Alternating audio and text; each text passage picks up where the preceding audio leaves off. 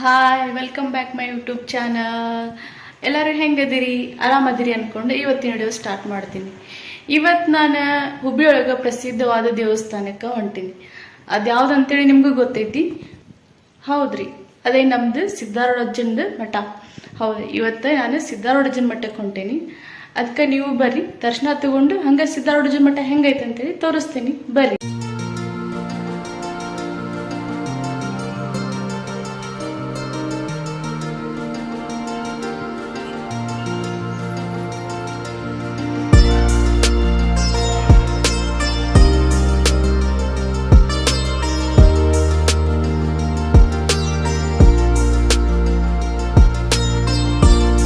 ಈಗ ಮಠಕ್ಕೆ ಬಂದಿ ನೋಡ್ರಿ.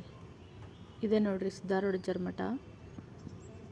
ಈಗ ಒಳಗೆ ಹೋಗೋಣ ಬರ್ರಿ.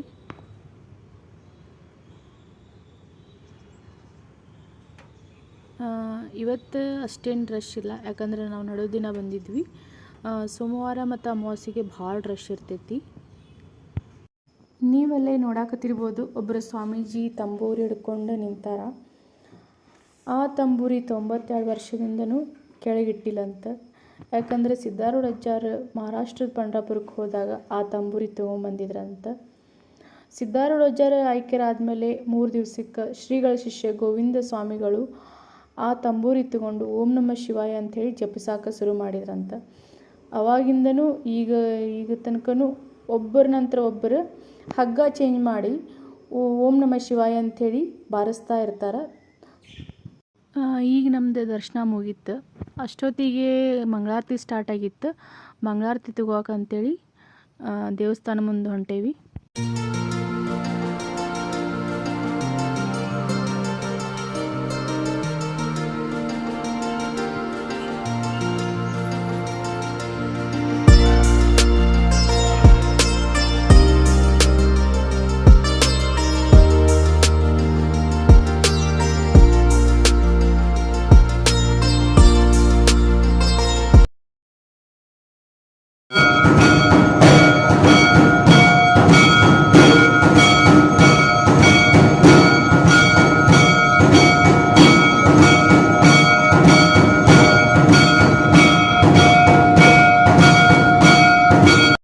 ಈಗ ಮಂಗಳಾರತಿ ತಗೊಂಡು ಹಂಗೆ ಶ್ರೀ ಗುರುನಾಥರವ್ರ ಸಮಾಧಿ ಮಂದಿರಕ್ಕೆ ಬಂದ್ವಿ. ಇದೆ ನೋಡ್ರಿ ಗುರುನಾಥರವ್ರದ್ದು ಸಮಾಧಿ ಮಂದಿರ.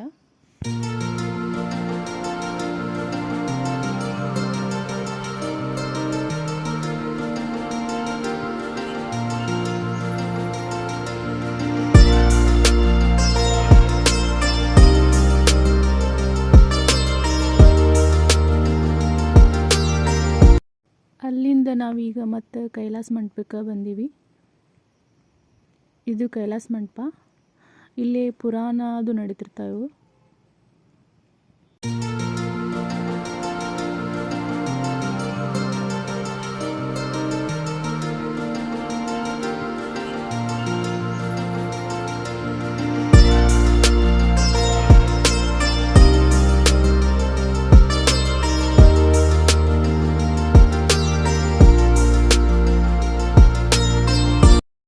ಈಗ ನಾವು ಪ್ರಸಾದ ನಿಲಯಕ್ಕೆ ಬಂದು ನೋಡ್ರಿ. ಬರ್ರಿ ಒಳಗೆ ಹೋಗೋಣ, ಪ್ರಸಾದ ತೊಗೋಣ. ನನಗೂ ಸಿಕ್ಕಾಪಟ್ಟಿ ಹೊಟ್ಟೆ ಹಸಿವಾಗೈತಿ. ಅದರೊಳಗೆ ಸಿದ್ಧಾರೂಢಜ್ಜನ ಮಠದ ಪ್ರಸಾದ ಅಂದರೆ ನಂಗೆ ಭಾಳ ಇಷ್ಟ. ಯಾಕಂದ್ರೆ ನಾ ಪ್ರೆಗ್ನೆಂಟ್ ಇದ್ದಾಗ ಕೂಡ ಇಲ್ಲಿ ಪ್ರಸಾದ ತಿನ್ಬೇಕಂತ ಹೇಳಿ ನನಗೆ ಬಯಕೆ ಅನಿಸಿತ್ತು. ಅವಾಗೂ ಬಂದು ನಾನು ಇಲ್ಲಿ ಪ್ರಸಾದ ತಿಂದು ಹೋಗಿದ್ದೆ.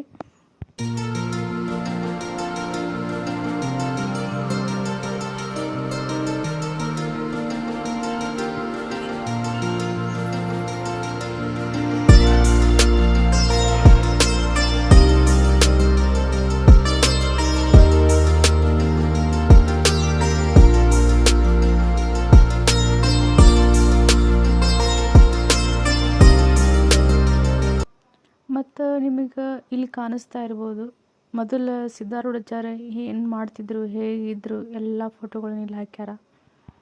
ಇದು ಉಗ್ರಾಲಯದ ಕೊಠಡಿ. ಇಲ್ಲಿ ಯಾರಾದರೂ ಹರಕೆ ಹೊತ್ಕೊಂಡಿರ್ತಾರಲ್ಲ, ಅವರು ಅಕ್ಕಿ, ಬೇಳೆ, ತರಕಾರಿ ಹಿಂಗೆ ಹಲವಾರು ರೀತಿಯೊಳಗೆ ಸೇವೆ ಸಲ್ಲಿಸ್ತಾರೆ.